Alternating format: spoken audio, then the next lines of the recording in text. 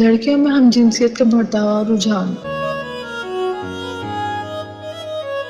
اپنی بچی کو ان کی سہیلیوں سے دوستی میں حد سے نہ گزرنے دیں۔ ان کے گھر رات گزارنے کی اجازت بالکل نہ دیں۔ اس قسم کے جملوں پر فوراً مشتبہ ہو جائیں۔ میں تو اس سے اپنی جان سے بھی زیادہ محبت کرتی ہوں، میں تو اس کے بغیر زندہ نہیں رہ سکتی۔ اس طرح سہیلی کے حسن کی حد سے زیادہ تعریف پر بھی کان کھڑے کر لیں، حتیٰ کہ ان کی استانی کی ان میں غیر معمولی دلچسپی پر بھی شک کریں۔ کئی کیسز رپورٹ ہوئے ہیں جن میں استانیوں نے اپنی اسٹوڈنٹ لڑکیوں کو برخلا کر جنسی تعلق قائم کیا۔ بالخصوص گرلز ہاسٹل میں یہ وبا بہت عام ہو چکی ہے۔ باہر یونیورسٹیوں اور کالجز سے ہوتی ہوئی اب اسکول سے خاک پہنچی ہے۔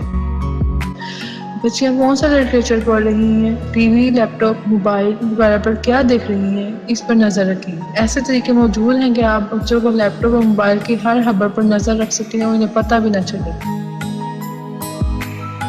ان طریقوں کو ماہرین سے سیکھیں۔ ٹیکنالوجی میں بچوں سے ایک سٹیپ آگے رہنے کی کوشش کریں،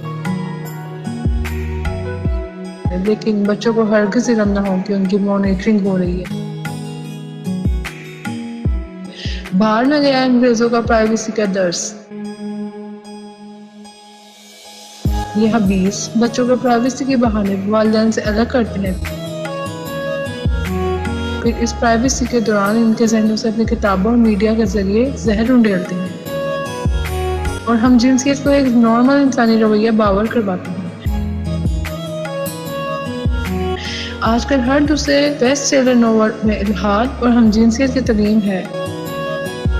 ان دونوں کا آپس میں جوڑی رمن کا ساتھ ہے۔ کوئی بھی مذہب اس کہج فعل کی اجازت ہرگز نہیں دیتا، اس لیے ہم جنسیت سے اگلا پڑاؤ الحاد اور ہم جنس پرستی کفر نہیں، بلکہ کفر کی طرف لے جانے والا راستہ اور شیطان کا ہتھیار ضرور ہے۔ میرے نزدیک ایک انقلابی تجویز یہ ہے کہ اگر آپ کسی وجہ سے کم عمری میں ان کی شادی کر کے ان پر یہ ذمہ داری نہیں ڈالنا چاہتے تو کم از کم ان کے نکاح میں تاخیر نہ کریں۔ اپنے بچوں پر توجہ دیں، ان کی جان کی نہیں ان کے ایمان اور ان کی حیا کی بھی حفاظت کریں۔